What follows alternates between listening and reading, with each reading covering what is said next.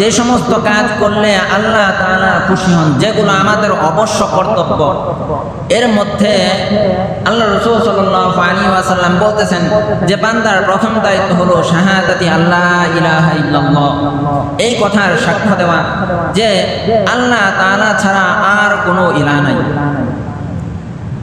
আল্লাহ তাআলা ছাড়া আর কোনো ইলাহ নাই, আর কোনো মাবুদ নাই যার দাসত্ব করা যাবে, যার ইবাদত করা যাবে।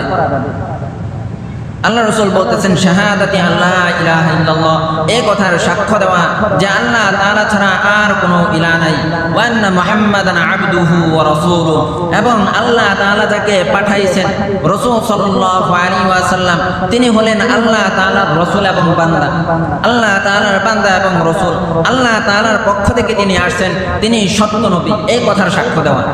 এটা হলো প্রত্যেক ব্যক্তির জন্য প্রথম কাজ, এটা হলো প্রত্যেক ব্যক্তির জন্য প্রথম কাজ, যে এই কথার সাক্ষ্য দিবে যে এক আল্লাহ ছাড়া আর কোনো ইলাহ নাই, আল্লাহ ছাড়া আর কোনো মাবুদ নাই যার দাসত্ব করা যাবে। এরপর আল্লাহ রাসূল সাল্লাল্লাহু আলাইহি ওয়াসাল্লাম বলতেছেন যে এই কাজ করার পরে দায়িত্ব কি?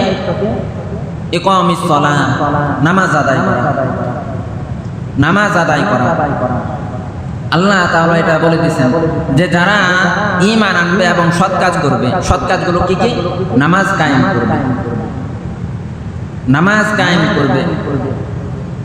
তো নামাজ হলো বান্দার জন্য সবচাইতে কঠিন কাজ। আল্লাহ তাআলা বলতেছেন যে নামাজের উপর ধৈর্য ধারণ করা এটা বান্দার জন্য সবচাইতে কঠিন কাজ, তবে ওই বান্দার জন্য সহজ যে ব্যক্তি আল্লাহ তাআলাকে ভয় করে, আল্লাহকে যে ভয় করে তার জন্য নামাজ সহজ।